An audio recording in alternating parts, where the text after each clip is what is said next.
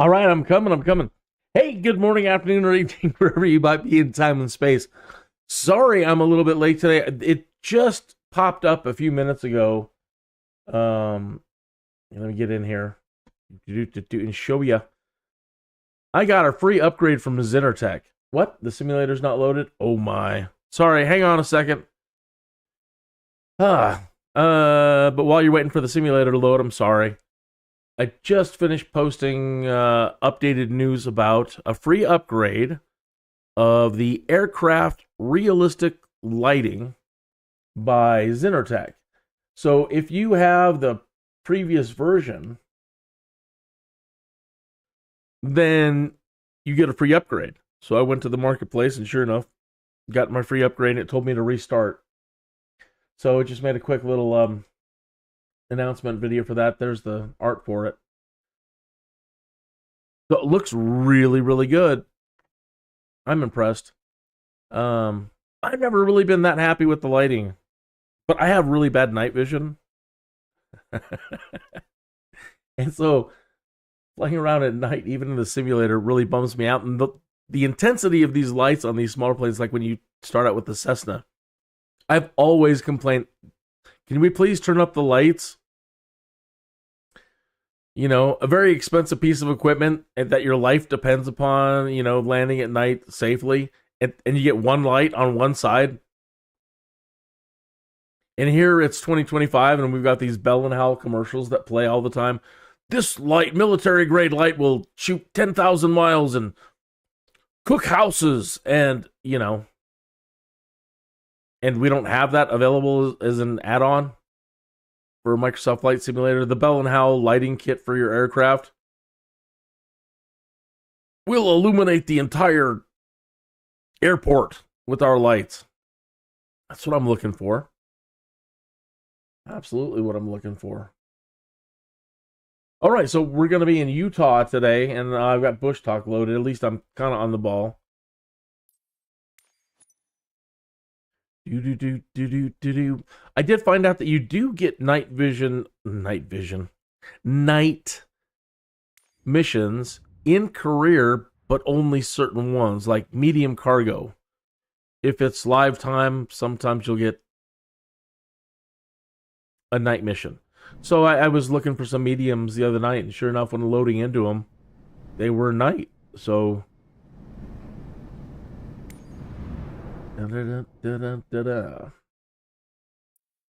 okay. So I don't know much about Utah, and that's another reason why I wanted to take some of these jobs over here. And as we fly around, let me see if I got Bushtalk up on the screen here.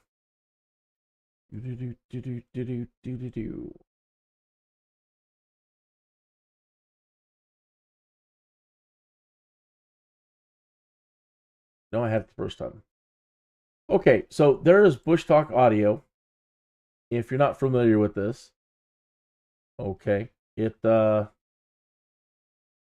we get in there, it'll show us where our plane is, and as we fly around Salt Lake, anytime we fly within 1 mile of one of these, we'll get an audio tour. An example would be, and I need to do this to test the audio anyway. Okay, I need to set that.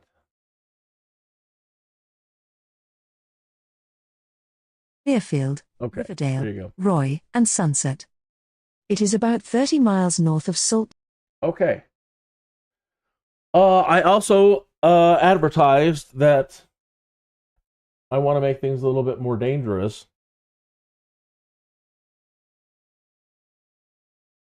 So I've got D&D dice, right? And I'll show you how that all works in a minute once we get situated.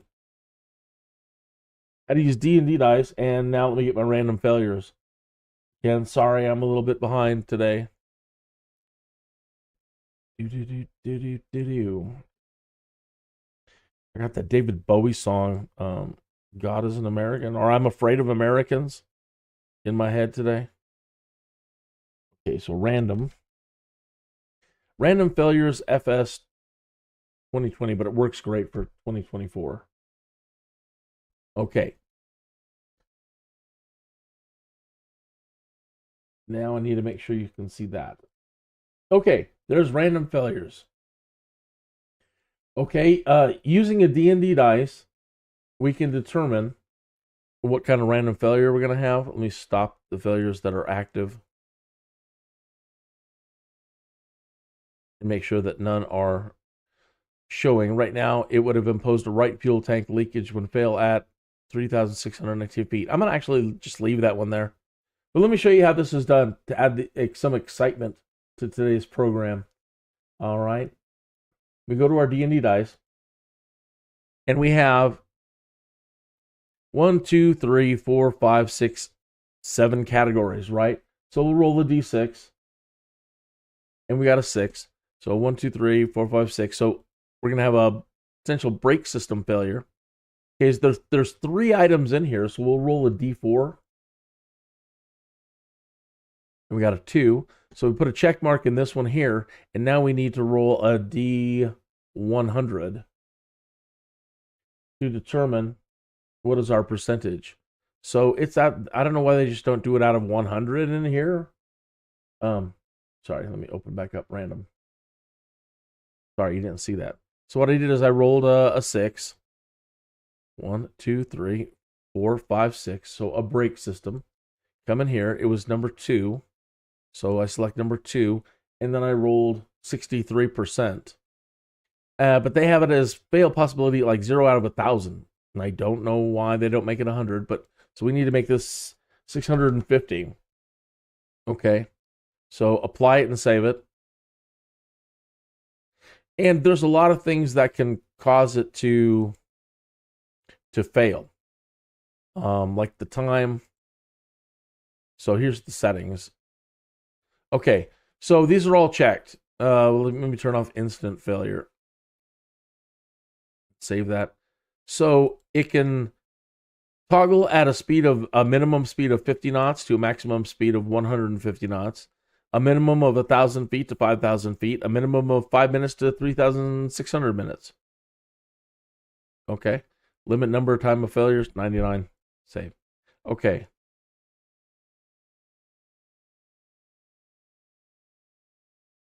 And we'll start. And we'll check our fails list to see if one just, okay, so that one cleared out.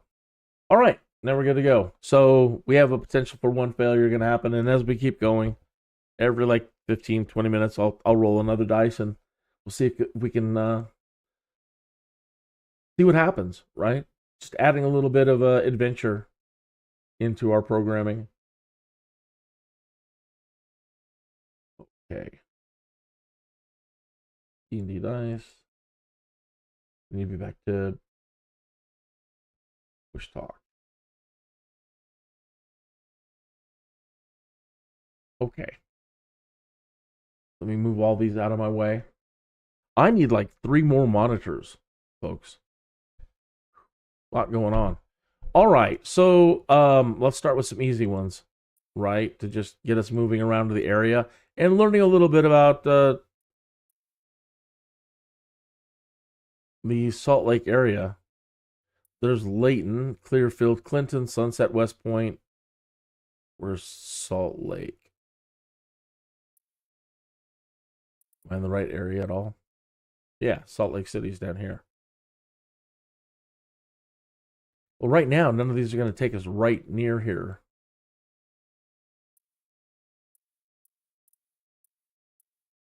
Hoping for one to fly us right down into there. I guess not. Oh, well, beggars can't be choosers, and let's get on with this show. So, South Weber Sightseeing Tour with Sarah. Beechcraft Bonanza, or Clearfield Landscapes with the local resident. Yeah, we'll do that one. Cesta's nice and easy. Good way to start the day. Okay, so expected 30 minutes. Probably not. Probably like 15 minutes.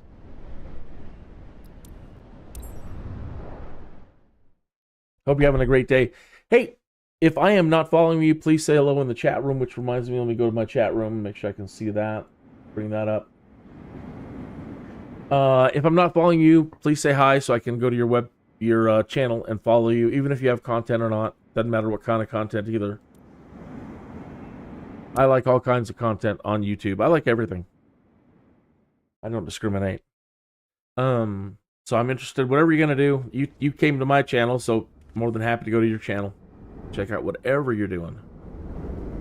Even if you haven't started and you're just getting started on YouTube and you're thinking about it, so you've just got an empty channel. Hey, I'll still follow you at the moment. Okay, we got to remove the chocks.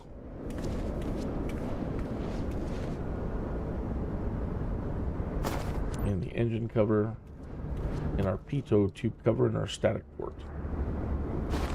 Static port, chocks,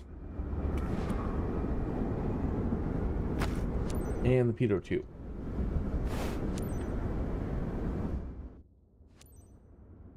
Now, you can get as detailed as you want Microsoft Flight Simulator. Like, you can pull up checklists and you can go through every little thing. We're not going to do that today. We're just going to kind of speed things along and use the... Oh, I started too soon. They want me to shut the engine back down and let people come on board first. Michael, I'm ready. Well noted. All right, so here comes our guest, our client, our customer.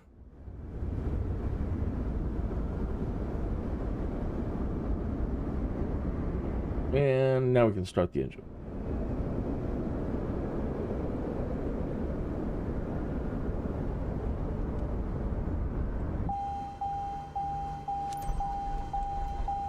Cap, I'm sure you knew when you woke up this morning it was going to be a great day. I actually did. You're taking Sarah, one of our friends by her own, over Clearfield. If her seatbelt is fastened, you're all set. Let's do it. Hey, I have Super Chat if you want to make a donation. Hey, if I'm not subscribed and you want to get your name in the lights, go ahead and subscribe and it'll change your name to the most recent. So that you're a supporter of the channel. And again, they've granted me Super Chat. Whiskey 112 with So thank you to the folks that have donated. I don't get very many donations, not like all the other sporty fly guys. Taxi to and hold short of runway 14 via taxiway Alpha. Contact tower on 127. 15 when ready. All right. If you follow my show, you heard me talk about Christine. Hold short runway 14 using taxiway Alpha. KINN X-ray Whiskey 112. So if you followed my shows before, you know I'm always talking about Christine. And This is my home region, you know? Sorry, I tend to talk a lot when I'm nervous or when I get emotional. yeah, me too. By the way. Hi, Sarah, by the way. So you've heard me talking about Christine and keeping Christine happy. I love doing this, and I want to keep doing this. But I've got a significant other who, at the moment, isn't really happy because I haven't been pulling in the numbers. Maybe you should move on to other YouTube content. But I'm a flight simulator, and I'm the Skydude. Well, Skydude's not paying the bills. Anyway, she usually calls in once or twice during a show. Ask her to remind everybody to like and subscribe. You'd be saving a fellow flight simmer's life. Please like and subscribe and make a donation. I may not be the best flight sim live streamer out there, but look at my playlist. I try so hard to bring you exciting content.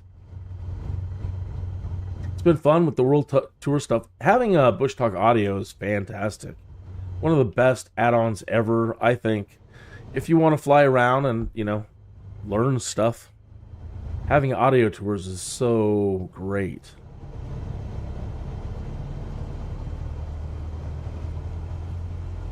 When we get up to the hold short again, we'll take a look at the Bushtalk map and see what's nearby. We might do a deviation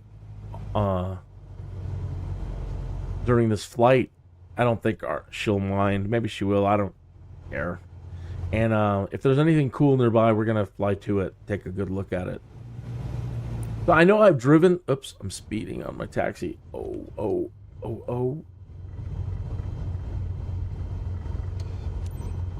Now, I've driven through Salt Lake before, and I found it beautiful, but I've never stayed, never visited or stayed here. Don't have any friends or relatives here, but I remember driving through and seeing this over here and thinking, oh, that's gorgeous, gorgeous.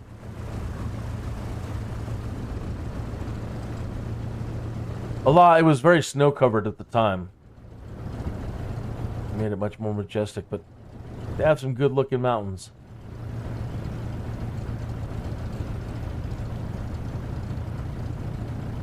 Let's skip to the takeoff. Get things moving on.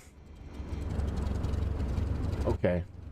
You won't make the maximum amount if you do the skips, but Whiskey 1. It's not that important. At runway 14, ready for departure to the west.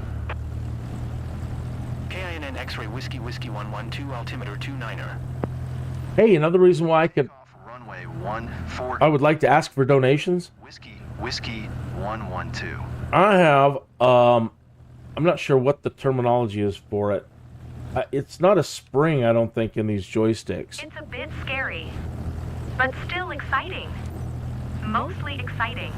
But I've got a, it's like the spring in the joystick from doing too many sidewinder twists right or left.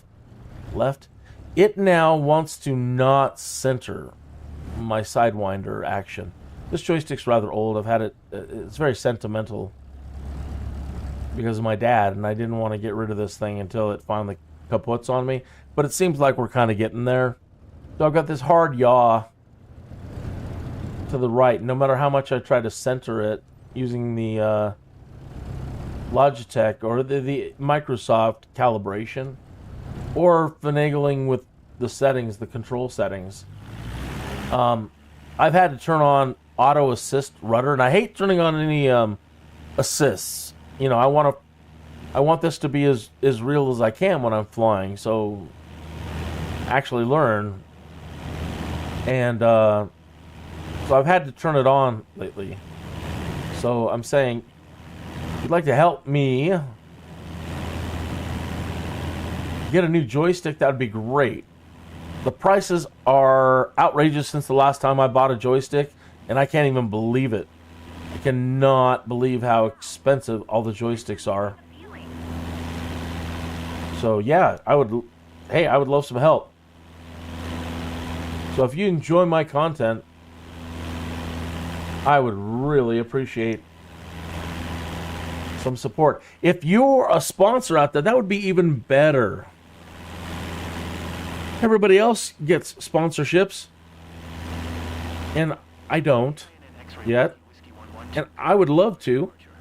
I'd love to test out your joystick and do a product video.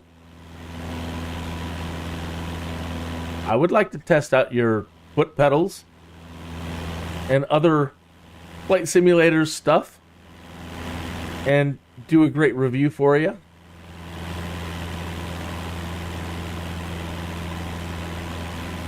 If you know a sponsor, a flight simulator sponsor, X-ray. You could nominate me. That'd be fantastic. 2, continue for west departure. All right. It's saying that way. They want us to do a big circle. Yeah, they do. Oh, as I said, I wanted to pause and look at Bushtalk and see if there was anything cool nearby.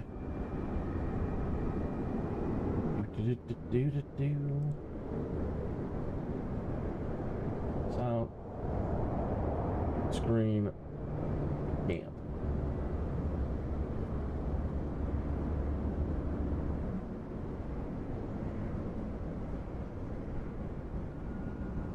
Where did it go? There it is.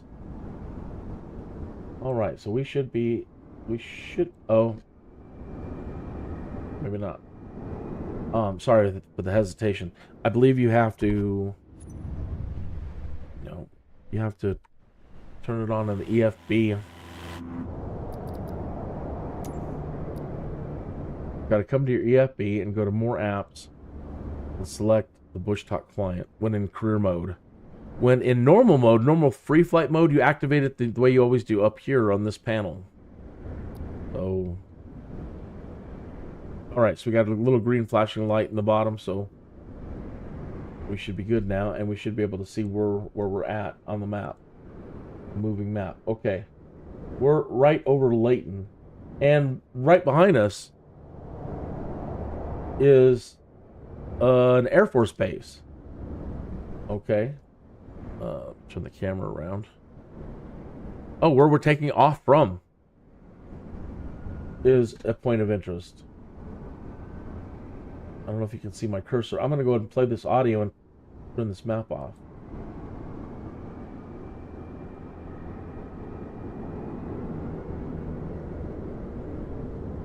Hill Air Force Base is a major U.S. Air Force base located in northern Utah, just south of the city of Ogden, and near the towns of Layton, Clearfield, Riverdale, Roy, and Sunset.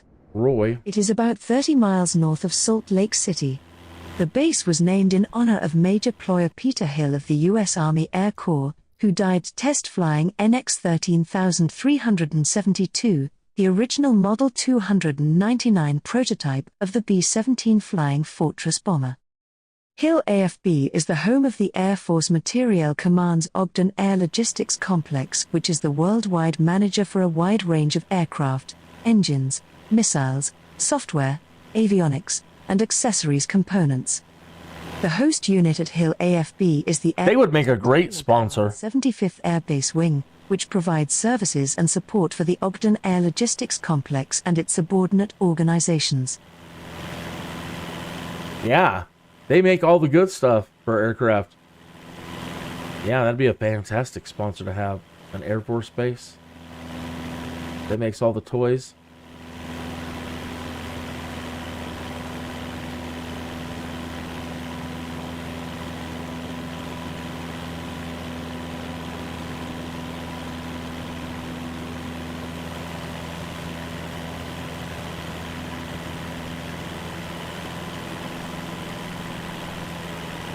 Look at this spectacular view. Right? You should charge admission. I am. You're paying for this flight.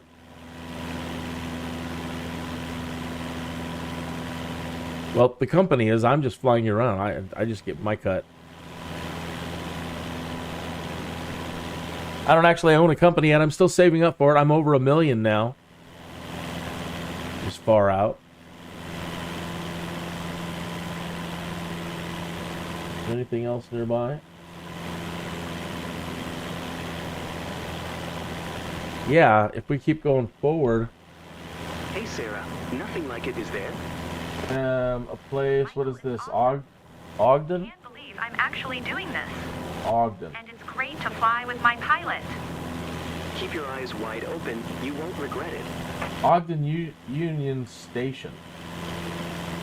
Known as Ogden Union Station, is a train station in Ogden, Utah, at the west end of historic 25th Street, just south of the Ogden Intermodal Transit Center. All right, we're going to come down and try to find it. The junction of the Union Pacific and Central Pacific Railroads, its name reflects the common appellation of train stations whose tracks and facilities are shared by railway companies. It's so peaceful. No longer a railway hub, the building remains a cultural hub. It houses the Utah State Railroad Museum, the Spencer S. Eccles Rail Center, the John M. Browning Firearms Museum, Utah Cowboy and Western Heritage Museum, and the Browning Kimball Classic Car Museum, and an art gallery for local and regional artists every month. The Myra Powell Gallery features traveling exhibits and the station's permanent art collection. Union Station Research Library has an extensive collection of historic Ogden photographs and documents available to the public. The last long-distance passenger train to use Union Station was Amtrak's Pioneer in May 1997. The adjacent Ogden Intermodal Transit Center serves the Utah Transit Authority's Frontrunner commuter rail line. And that should be just ahead, like a mile or two. Oh, they want us to hand off. Yeah, nice. This is so much more amazing than I expected. I really like Train Yards. I used to play Sim City a lot. X-ray whiskey, whiskey 112. Did you copy? And have an appreciation for Train Yards. Hill Tower, KINN, X-ray, whiskey, whiskey 112. Frequency change.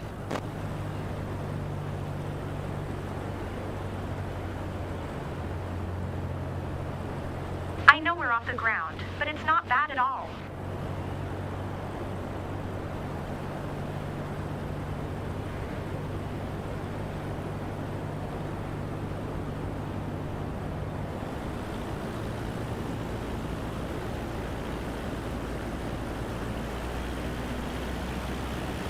I don't know how far we can go before we get like mission out of bounds kind of thing.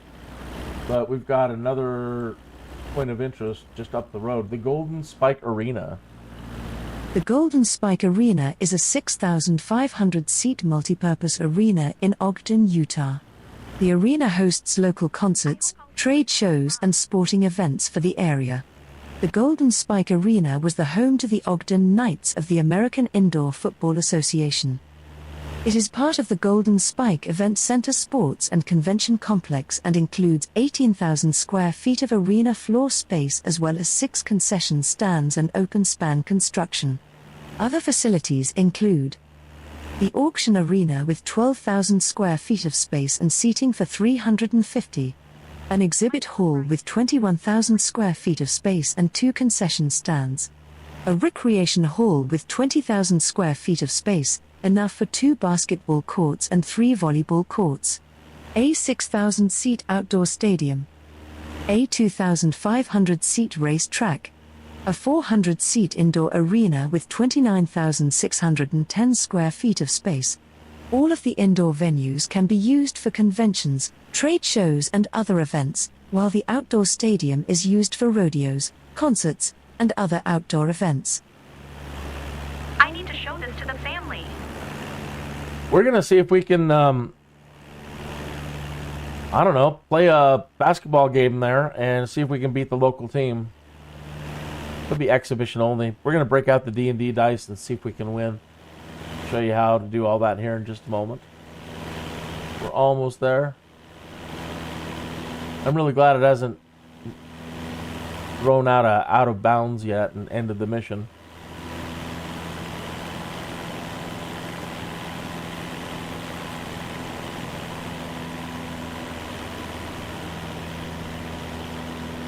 Well, nothing is just jumping out as a stadium at the moment, but it's here according to the map.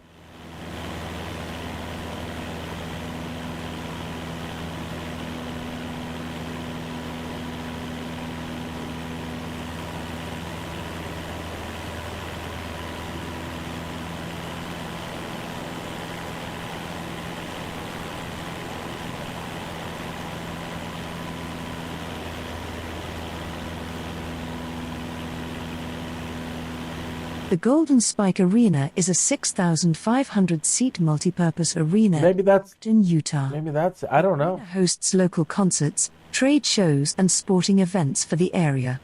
The Golden Spike Arena was the home to the Ogden Knights of the American Indoor Football Association. It is part of the Golden Spike Event Center Sports and Convention Complex and includes 18,000 square feet of arena floor space as well as 6 concession stands and open-span construction. Other facilities include the auction arena with 12,000 square feet of space and seating for 350, an exhibit hall with 21,000 square feet of space and 2 concession stands, a recreation hall with 20,000 square feet of space, enough for 2 basketball courts and 3 volleyball courts, a 6,000-seat outdoor stadium, a 2,500-seat race track, a 400-seat indoor arena with 29,610 square feet of space.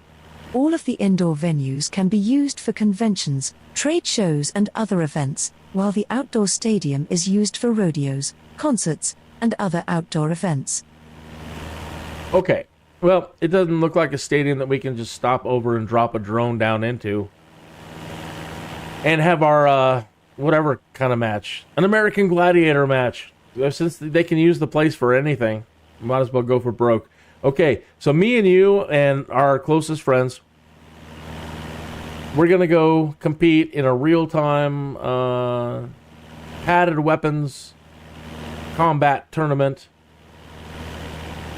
field combat, and see if we can beat the local padded weapons team. So I'll get a, and we'll make it a difficulty challenge, a D&D difficulty challenge of just a 10. You know, there's nothing special about them or us, really, when it comes to this. Although I've done it before, so I'll give us a +1. Okay, so I'll get a D20. Oh, one moment. You're not seeing that.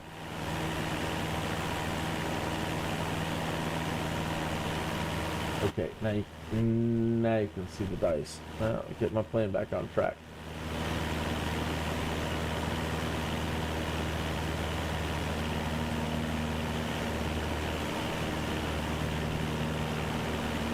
Let me go into the cockpit and put it into auto.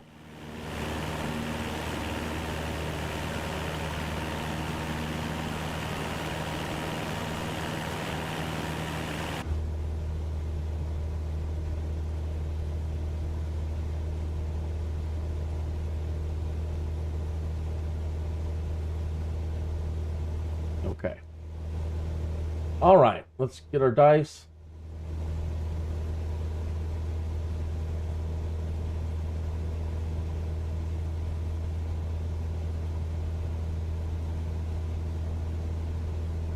Why is it cutting off half of our dice screen? Not centering it up right. Okay, that's better. All right, so a D20,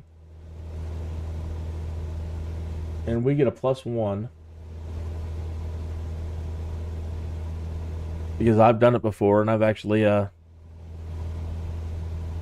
been on winning teams, and in single combat, I have taken second place in double elimination challenges, one-on-one fighting.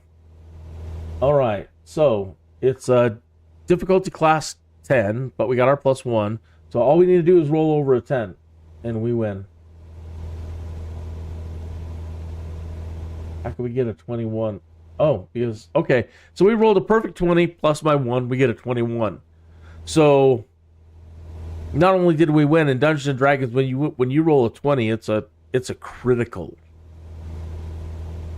So if it was a hit to hit something, this would be a critical hit. And then I get to put an extra 1 on it for some stank.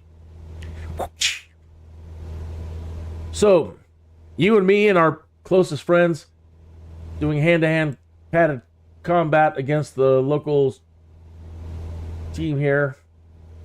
We are victorious.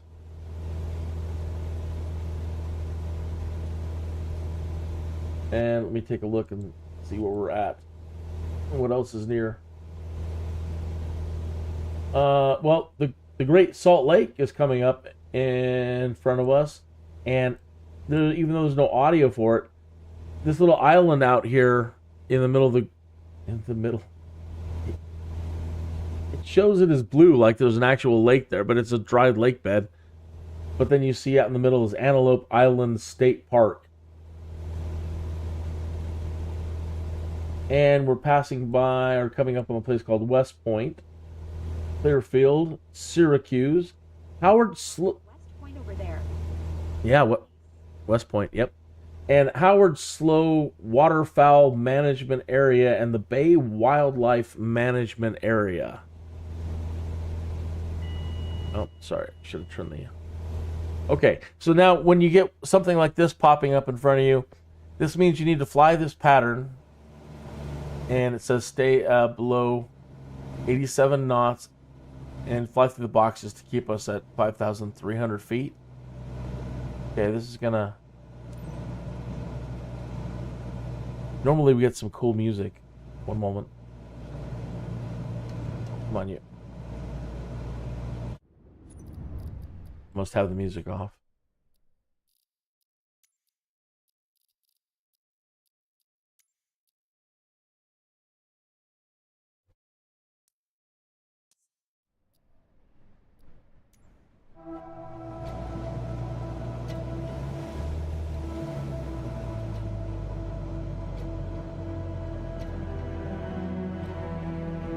And I need to try to keep it steady so she can take her photographs.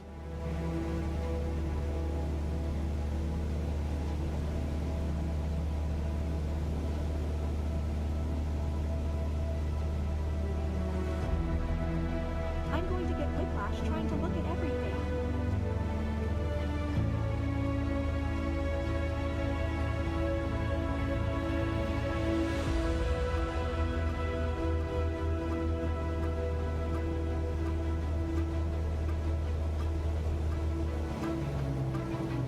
This is better than any postcard.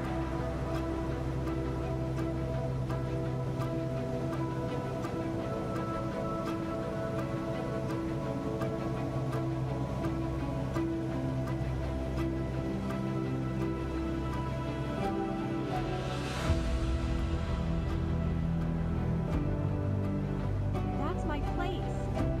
If I were home, I could wave to myself.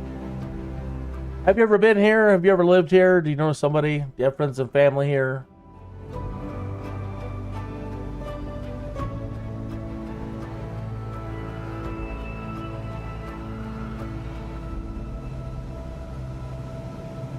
Everything I see makes a great photo.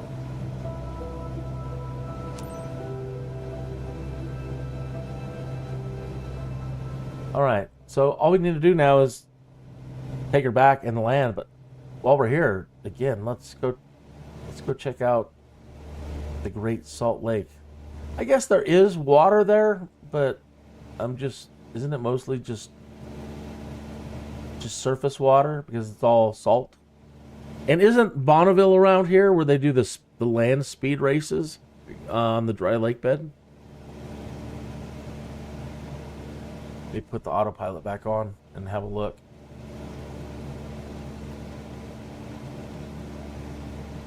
Okay, autopilot on. It's like the world is laid out in front of me. Bushtalk.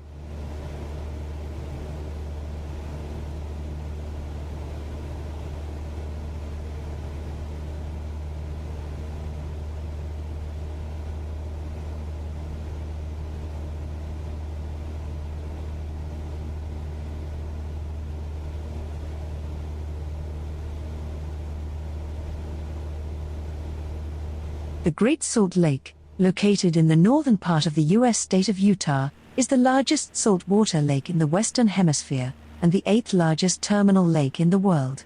In an average year, the lake covers an area of approximately 1,700 square miles, but the lake's size fluctuates substantially due to its shallowness.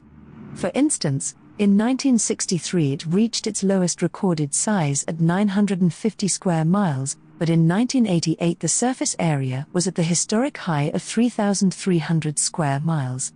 In terms of surface area, it is the largest lake in the United States that is not part of the Great Lakes region. The lake is the largest remnant of Lake Bonneville, a prehistoric lake that once covered much of western Utah.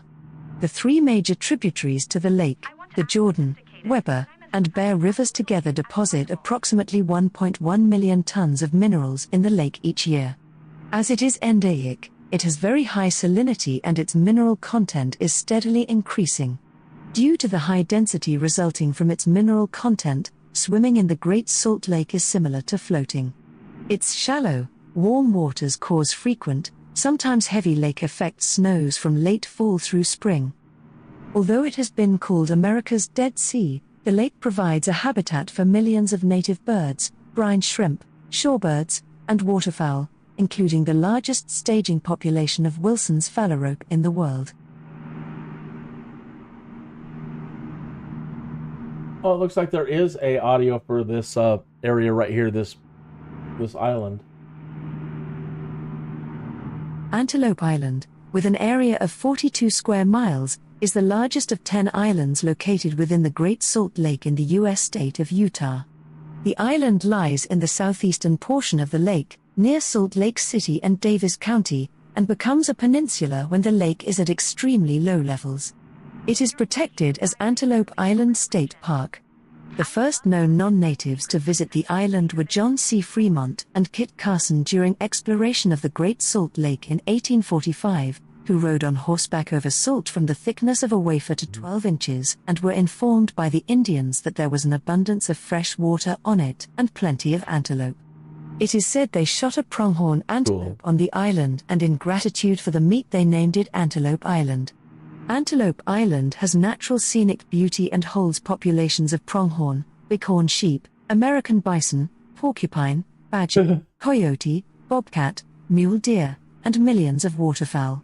The bison were introduced to the island in 1893, and the Antelope Island bison herd has proven to be a valuable genetic pool for bison breeding and conservation purposes.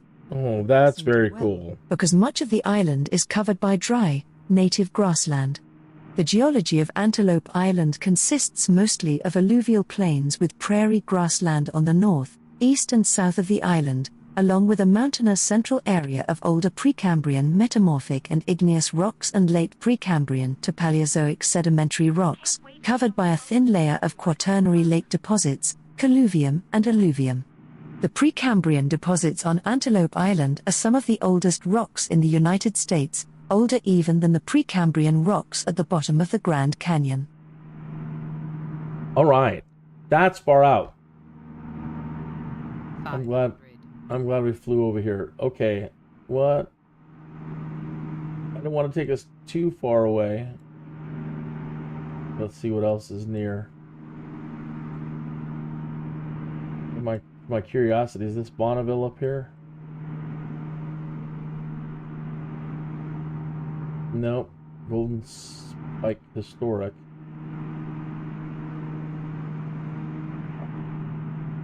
Come on, mouse.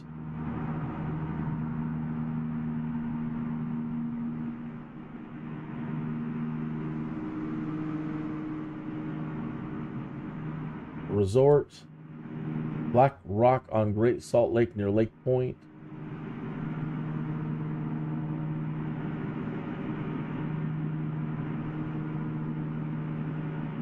All right, let's just swing back around to Salt Lake proper then.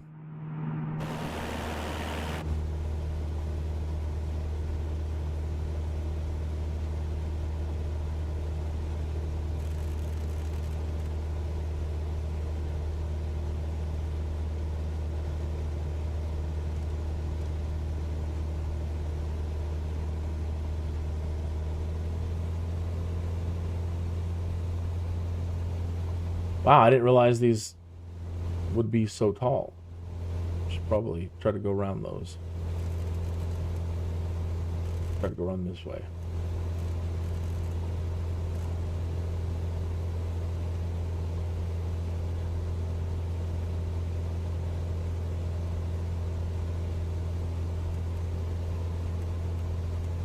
Whoops, you're not seeing what I'm saying. Antelope Island, with an area of 42 square... Yeah, we heard it. So what I was saying, I was trying to avoid all this over here. Yikes.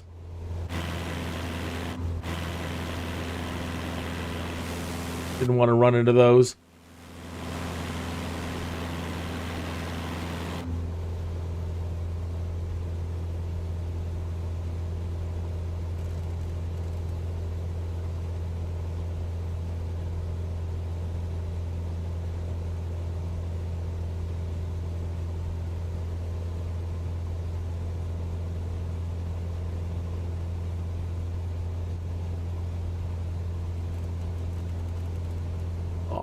They still get bigger over here too.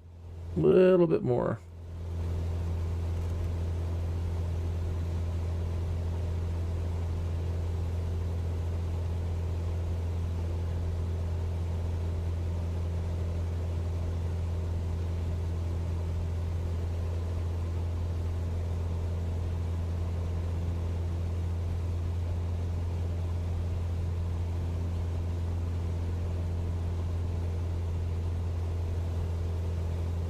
I haven't been looking for animals lately, so I probably have all my flora and fauna stuff off.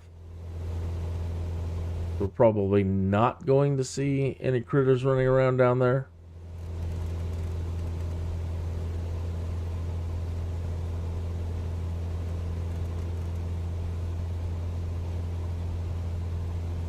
All right, this course heading should take us now to right into Salt Lake City.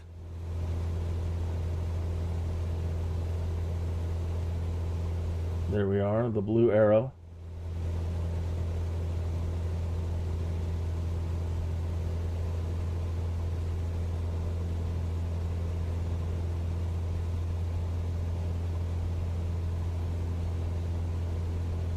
I wish we could make this area here go away. Toggle the visibility on and off. It takes up so much real estate. And we never use any of these buttons. It's just, I mean, they could make a toolbar or put it over here, you know. It really is, takes up too much space.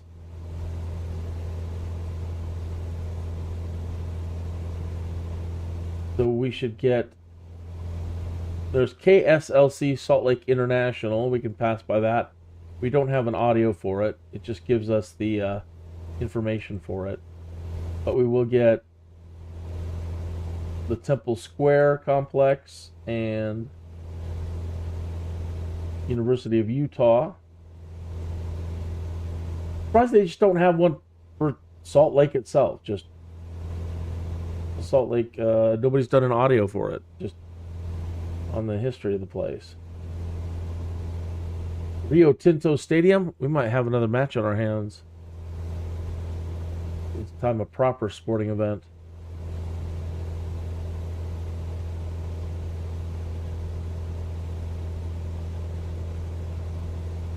So it shouldn't take us but another minute or two or three to get there. Try to speed up a little. Oh, that's max.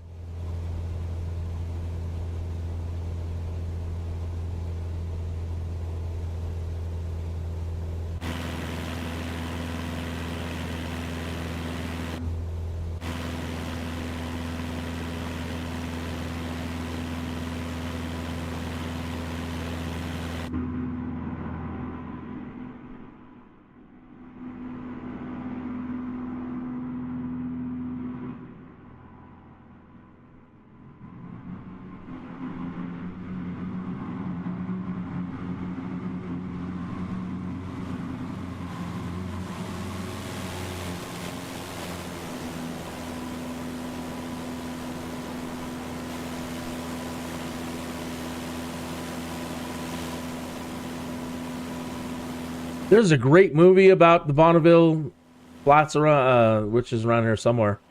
Again, where they do the land speed races. The movie's called The Last Indian. And it's referring to a motorcycle. And this gentleman from New Zealand who dreamed of taking the bike that he had made out on there and trying to break a land speed record. And all the hurdles that he had to jump through to get to the United States to do such a thing. And Anthony Hopkins, I believe, is the actor. And just such a fantastic, fantastic movie. The Last Indian. If you haven't seen it, I cannot recommend it highly enough.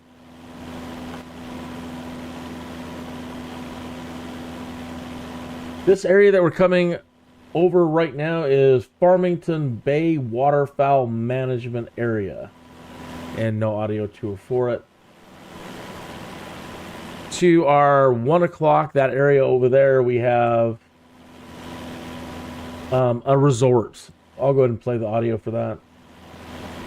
Saltair, also the Saltair, Saltair Resort, or Saltair Pavilion, is the name that has been given to several resorts located on the southern shore of the Great Salt Lake in Utah, United States, about 15 miles from Salt Lake City. The first Saltair, completed in 1893, was jointly owned by a corporation associated with the Church of Jesus Christ of Latter-day Saints and the Salt Lake and Los Angeles Railway, which was constructed for the express purpose of serving the resort.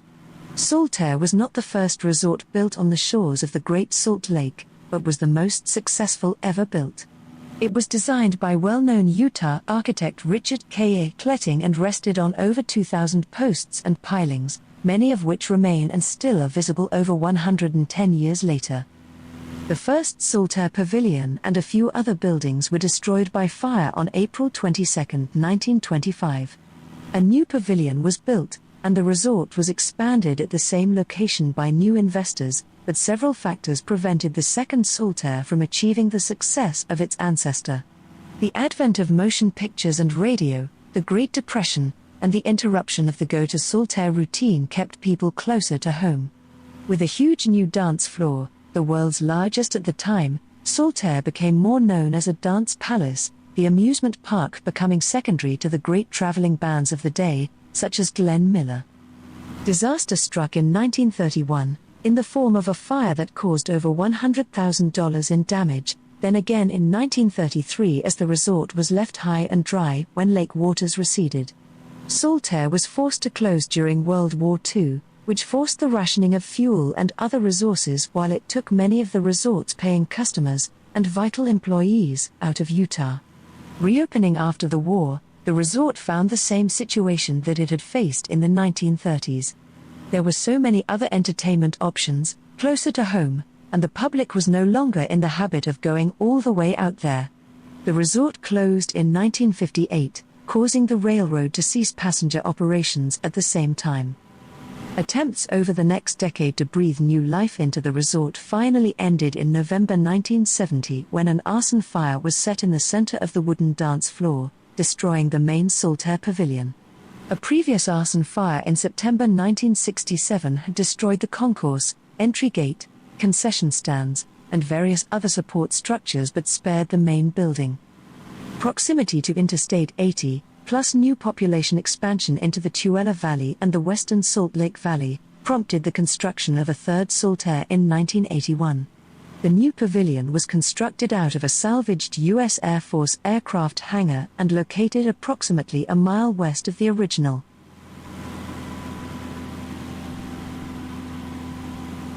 All right, so we're coming up on this Salt Lake International Center, the airport. Let's turn and catch the airport.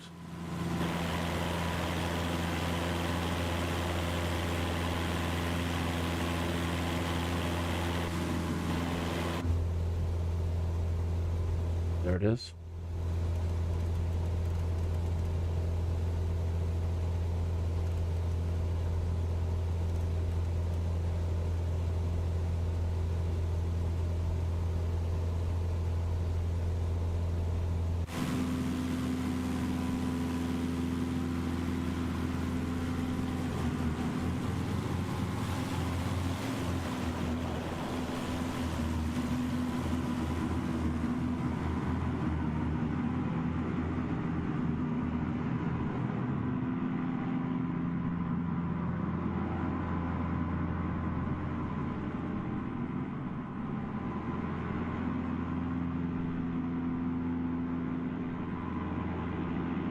Tower on 11830 and the ATIS is 12475.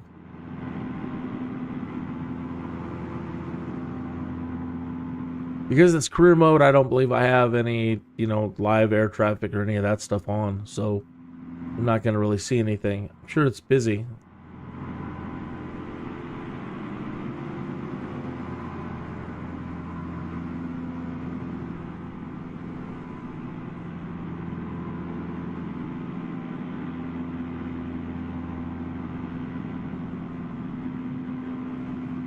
We are heading right towards the center of the city.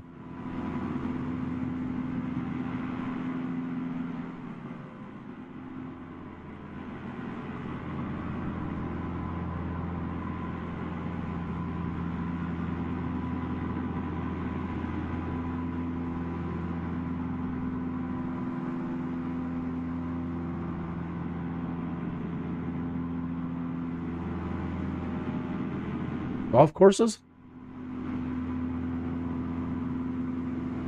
Gosh.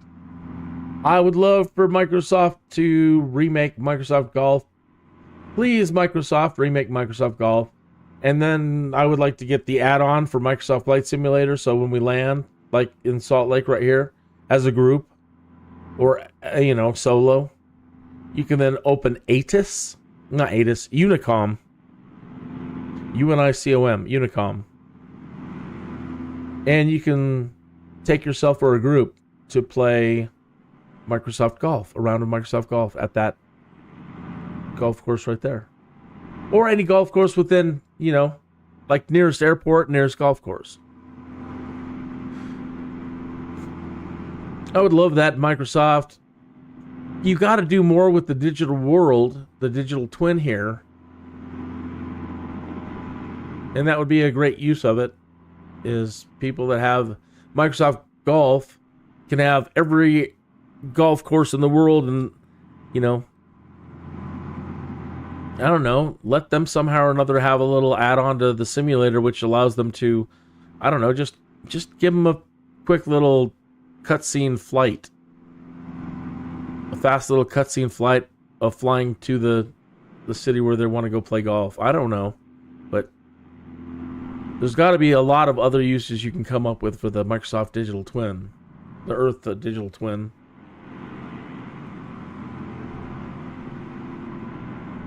Alright, we should be getting a convention center. There's downtown proper. What do we got here? Looks like we're a little south of it.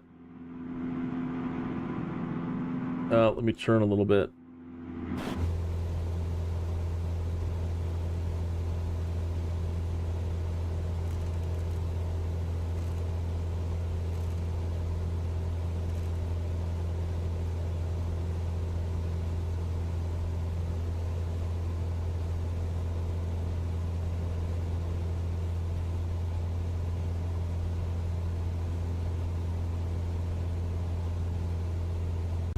Yeah, we don't need to be so high.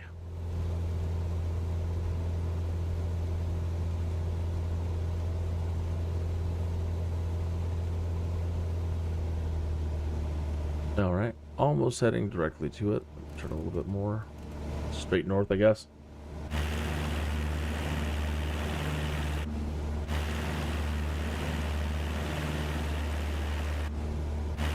Might want to put me in my drone. There we go. Yikes. Easy. Okay. I'm assuming that might be it there. That bigger building.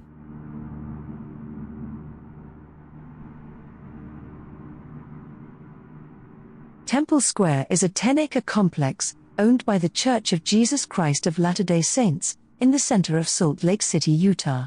In recent years, the usage of the name has gradually changed to include several other church facilities that are immediately adjacent to Temple Square.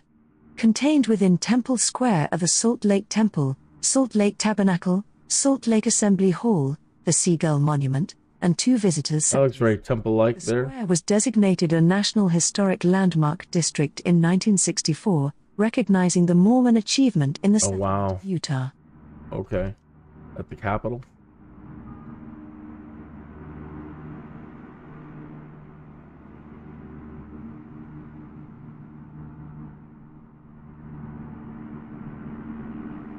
And we just flew by it, but it was the University of Utah.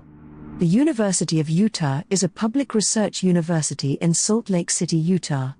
As the state's public flagship institution and top-tier research university, the U is classified by the Carnegie Foundation among the 131 research universities with the highest research activity in the nation and is a member of the Association of American Universities. Graduate studies include the S.J. Quinney College of Law and the School of Medicine, Utah's first medical school. As of fall 2019, there were 24,485 undergraduate students and 8,333 graduate students, for an enrollment total of 32,818. The university was established in 1850 as the University of Deseret by the General Assembly of the Provisional State of Deseret, making it Utah's oldest institution of higher education. It received its current name in 1892, 4 years before Utah attained statehood, and moved to its current location in 1900. The university ranks 61st among U.S. universities by total research expenditures with over $384 million spent in 2019. 22 Rhodes Scholars. Sorry, I'm trying to get to the right camera. 3 Turing Award winners. I don't know why it won't put me back to the drone proper. Various Prize winners, 2 astronauts, Gates Cambridge Scholars, and Churchill Scholars have been affiliated with the university as students, researchers, or faculty members in its history. In addition, the university's Honors College has been reviewed among 100 leading national honors colleges in the U.S. The university's athletic teams, the Utes, participate in NCAA Division I athletics as a member of the Pac-12 Conference. Its football team has received national attention for winning the 2005 Fiesta Bowl and the 2009 Sugar Bowl. The university's healthcare system includes 4 hospitals, including the University of Utah Hospital and Huntsman Cancer Institute, along with 12 community clinics and specialty centers such as the Moran Eye Center. Wow. Just such an amazingly huge college complex. Hey, there's a stadium right there. You know what that means. We get to take on the local team. Bum, bum, bum, bum, bum. We can actually get down to this one.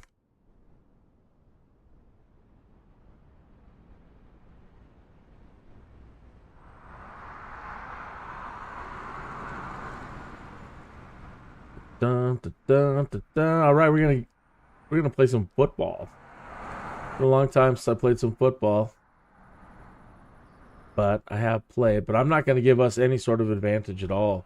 Matter of fact, I'm going to put us at a serious disadvantage to win this game. So this is going to be a difficulty class of 15 because they're so darn good at it. But me and you and all of our friends, we're going to put together our little dream team of friends, and we're going to try to take on a bunch of people in their prime and see if we can beat them. So, let me grab my dice.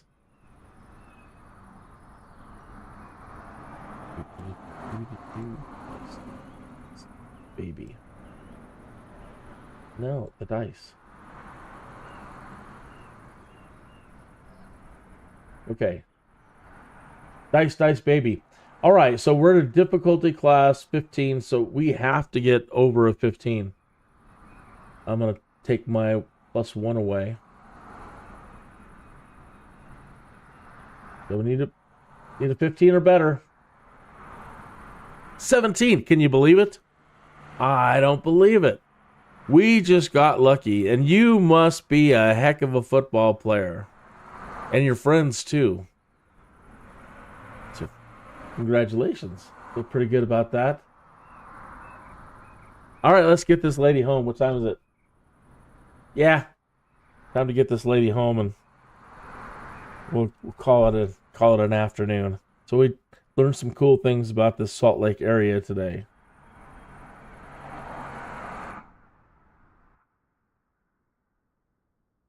We need to turn this ship around.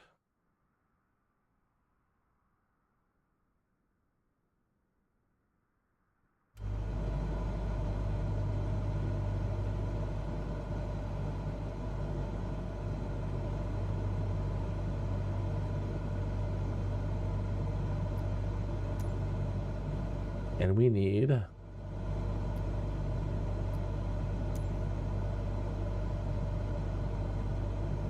don't need a flight following.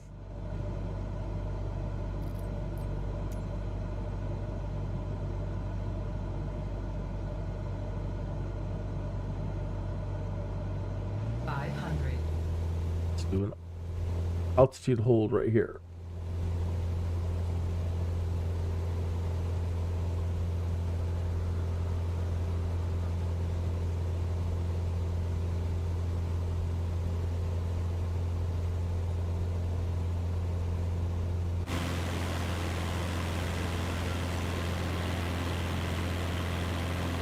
Church. Hoping we hit that Capitol building. Temple Square is a 10-acre complex owned by the Church of Jesus Christ of Latter-day Saints We heard this in one. the center of Salt Lake City, Utah. In recent years, the usage of the name has gradually changed to include several other church facilities that are immediately adjacent to Temple Square. Contained within Temple Square are the Salt Lake Temple, Salt Lake Tabernacle. You know what I didn't do? I forgot to do, and I've got to do it. I promised that we would see if we could get into any more trouble with our random failures. Okay, so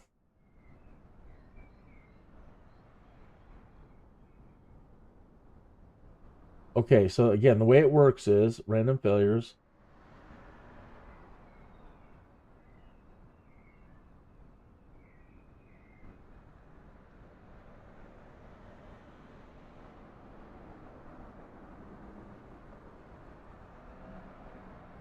Okay.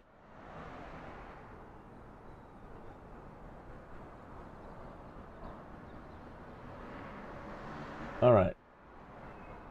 Keep saying, okay, all right. There we go. Is it showing? It's not showing. It's cutting it off. Okay, so we have 1, 2, 3, 4, 5, 6, 7 areas that we can make fail. And these were the settings. You know, like speed, altitudes, or time. And we'll set this one to instant as well, so it can instantly fail. Save that. Okay, so we need to roll a D8. And on an 8, nothing happens. Okay. So a D8. And roll the dice. A 3. Okay, so we come back over here. We go 1, 2, 3. Go into fuel. So we have a fuel system possible problem. This is from last time. Right fuel tank leakage. Let me turn that one off. So we have a 3. We'll roll a 4-sided dice. If we roll a 4, nothing happens. A 2. So I'll come back over here. 1, 2, put a check in it. Come back to our dice, roll a D1000. It's 12, so 120%. And apply and save. That we have a left fuel tank leakage. Let's try again. Let's because I think we probably have enough fuel to get home. Maybe. But let's see if we can make this a little bit worse for us. Okay, so a D6. We go back to presets. A D8. Roll a 4. So something on our panel is going to fail. And there's a whole lot of things that can fail on our panel. But none of these I don't think would cause us to crash. But we'll see. 1, 2, 3, 4, 5, 6, 7, 8, 9, 10. 11, 12, 13. We don't have a 15-sided dice. We have a 20.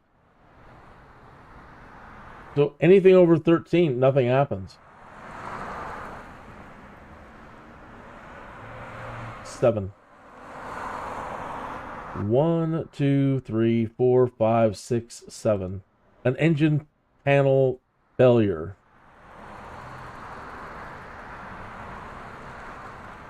D100 with a 950% chance of failure. Apply it and save it. Save. Presets. The overview. Start. And then check our fail list. See if anything shows up. So far, well, let me unpause. Get rid of these. Let me get rid of the dice. Minimize this.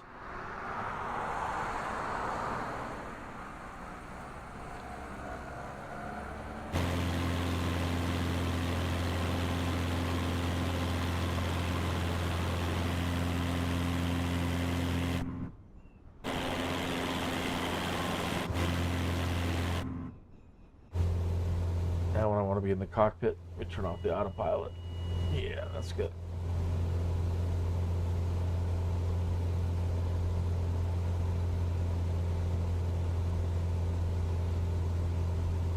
Nothing is really gonna cause us any problems, I don't think. It's when you roll the engine failures and engine fires and you know if you have landing gear problems.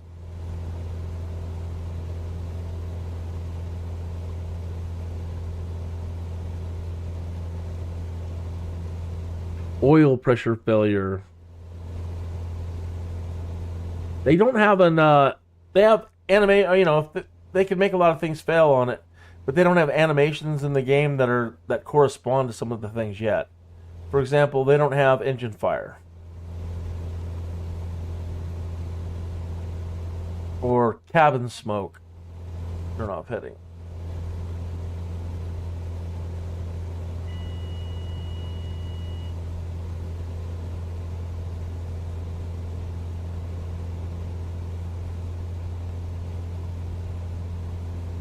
Why are you still turning the heading?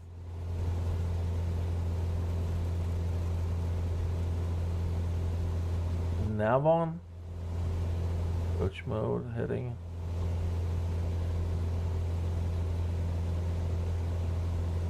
Navigation mode is off. So what autopilot triggers that way?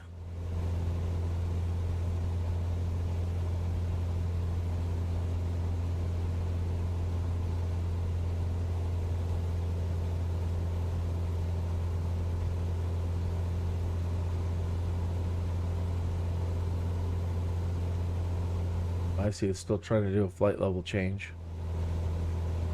as well.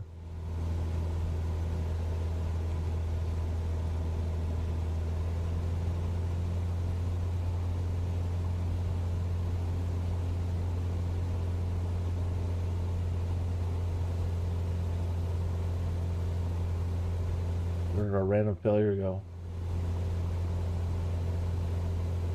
I think I closed it by accident.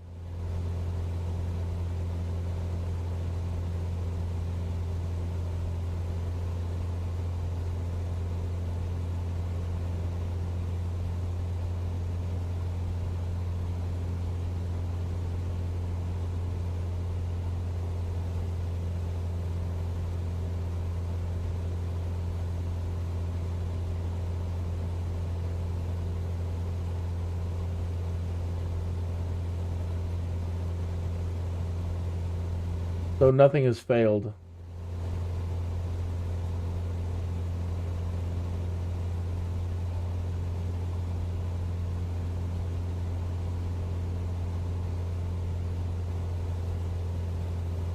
See if there's any other audio tours near us. Nothing. We're passing over a place called Bountiful.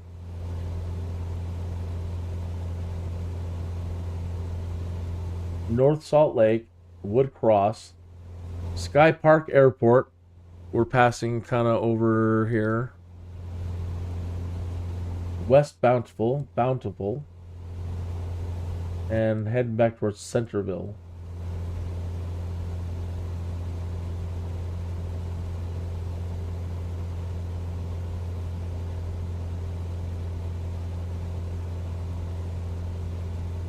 And we need to turn.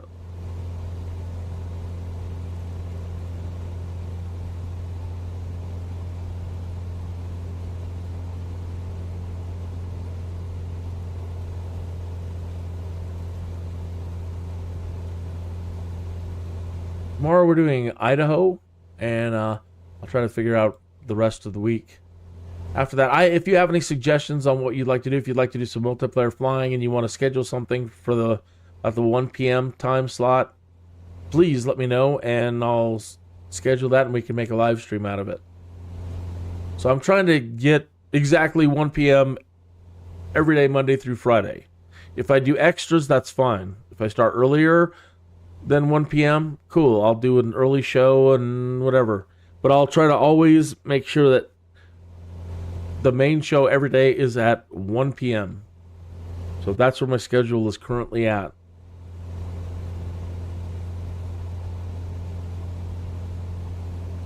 Last night couldn't sleep, did kind of a little one-off there too. So But in the effort to be consistent, all the YouTube people, YouTube gurus, like, look, man, you got to be consistent, and that's kind of hard in this world for some people, myself included. But I am absolutely going to try. Monday through Friday, 1 p.m.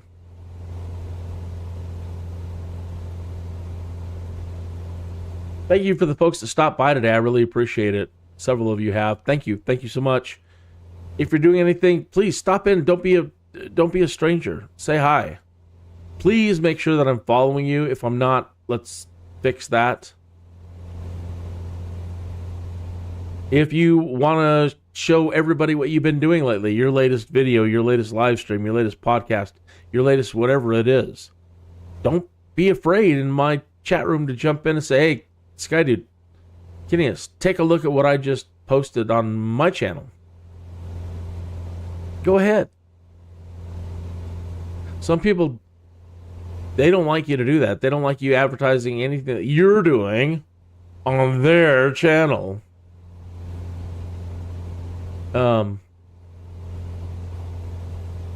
That's not me.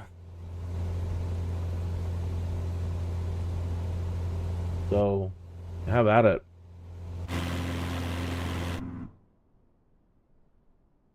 We reset our position.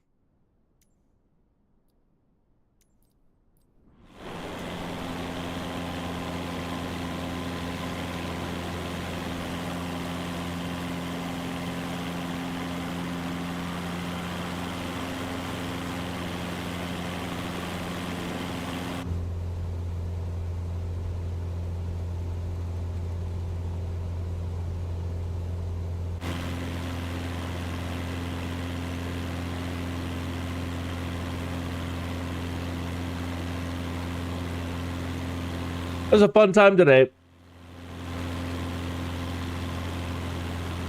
So, saw some lovely sights. You and I and our friends got into a padded weapons tournament against the local people, and we won. We critted a critical win. We trounced them. And then, again, we saw a bunch of cool sights. Saw that Antelope Island, which is filled with all kinds of great stuff. A buffalo preserve. Some lovely landmarks. Some areas of old resorts. The Great Salt Lake. We didn't see Bonneville, but they mentioned it in one of the talks. We got to see the university and do that football match against the local pros at a difficulty class of 15, and we won.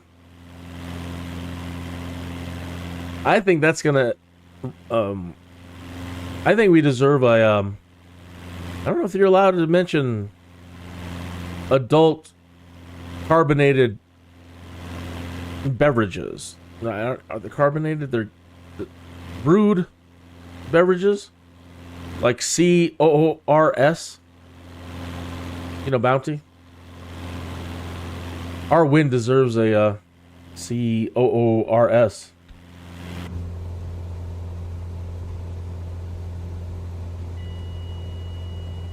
Need to celebrate. That was a good win.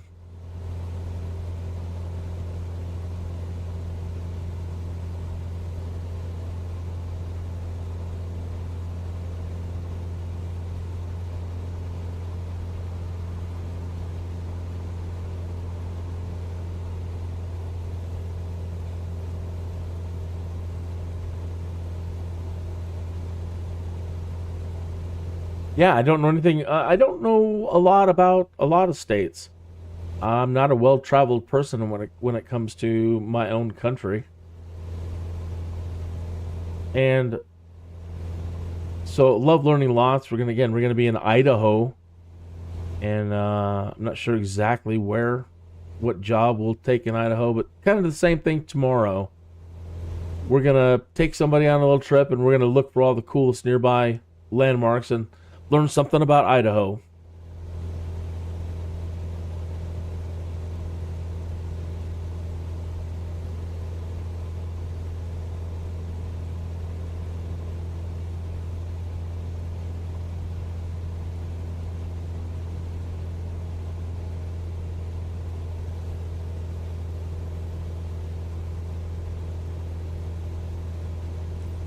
to reality, folks. Hey, did you enjoy it, Sarah? Ready for your next flight? Fantastic flight. 5 stars. Hill Tower, KINN X-ray, Whiskey Whiskey 112, is 2 miles southwest 5,400 feet with Gulf to land. KINN X-ray Whiskey Whiskey 112 Hill Tower. Altimeter 29er. 902 enter right downwind runway 14. All right. As I understand it, Make right downwind runway 14 KINN X-ray, Whiskey Whiskey 112. you know that we don't have to come in all the way out Air there. Force Base is a major U.S. Air Force base located we've in done this. northern Utah, just south of the city of Ogden, and near the towns of Layton, Clearfield. That's right. Hill Air Force Base, the place where they make fun toys for aircraft. Who would be a great sponsor? I was going to say that we don't have to go all the way around and pattern that way. I do believe it's in the rules that as long as you can cross the airport at about its midsection when coming in for a pattern landing. So you can cross it where we cross it without it being a violation of any kind.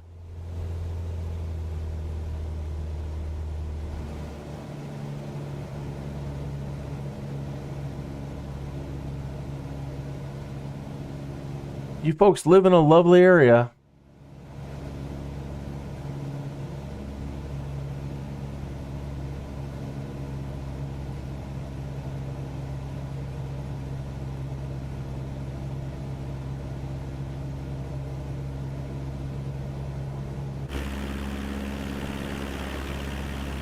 Lowering the flaps a little bit.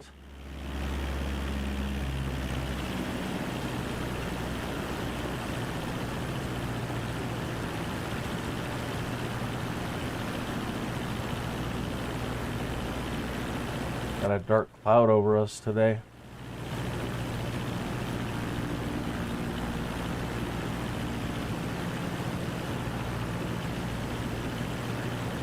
KINN X-ray Whiskey Whiskey 112 wind calm, cleared to land runway 14. Well, that's great. Thanks so much. Clear to land runway 14 KINN X-ray, Whiskey Whiskey 112.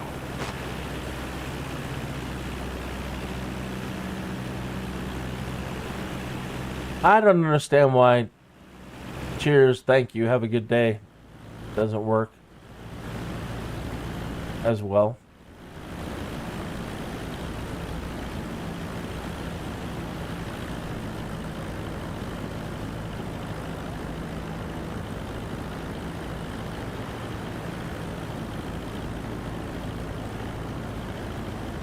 %, flaps.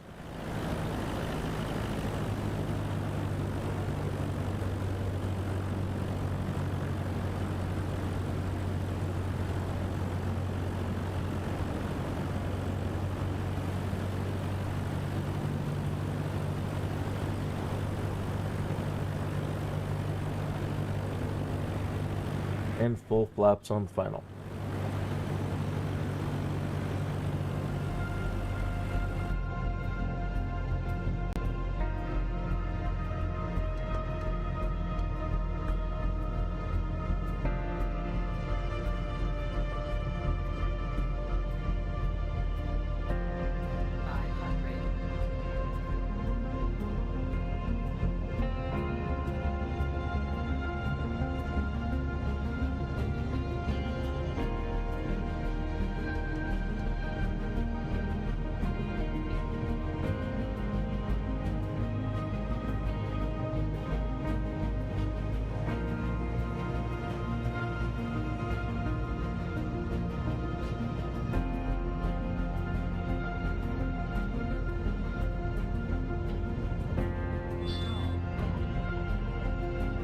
And a buttery smooth landing for a perfect finish.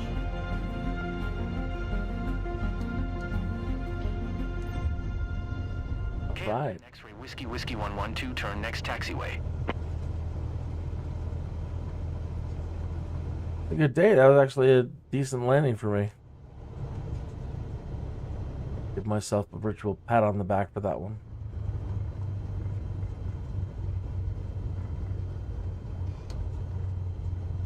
So, what do they have to eat around here for lunch? I'm buying.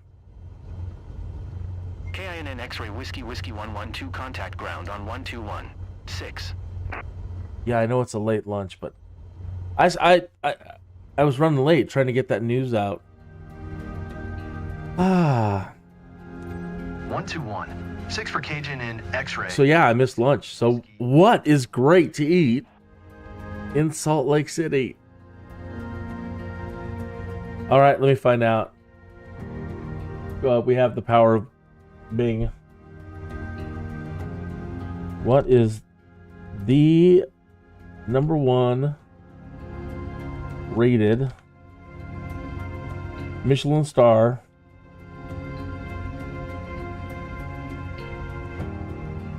restaurant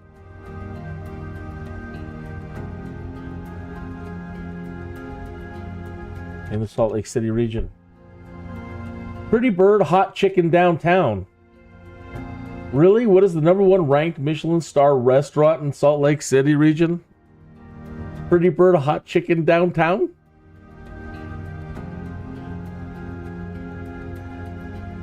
I'm not kidding.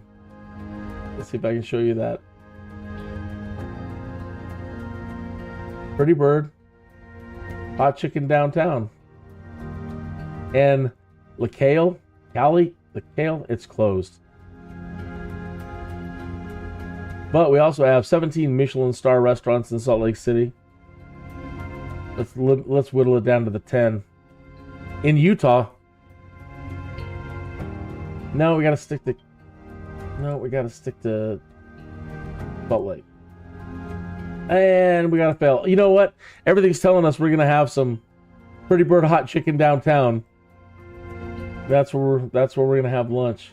Look at that. I don't know what that is, but looks like a lot. I'm hungry. Look, I can't talk right now. I don't even know who you are.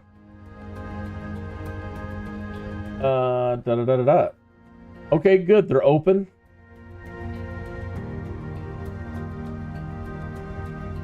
It's like chicken with some pickles and some slaw and some dressing and some crinkle cut fries. Okay.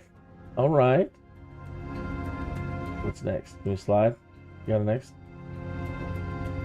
Really? You don't have a next button? Oh, okay. Let's look at the burger. No?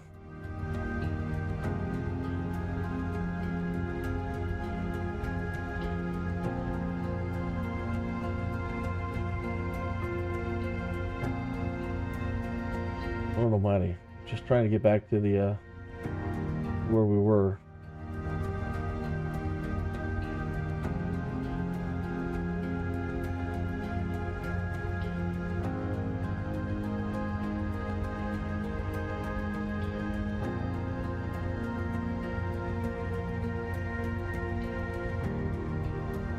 Come on.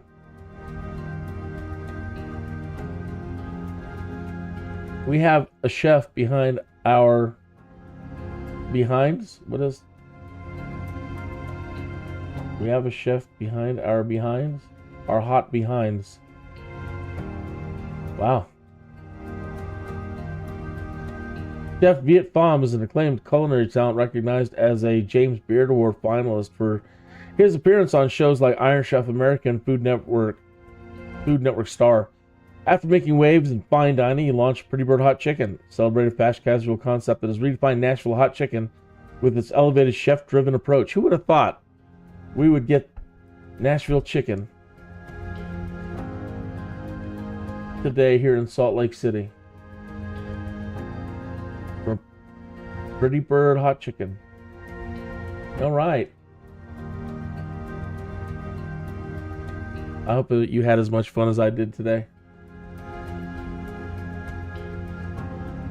I will see you tomorrow, 1 p.m.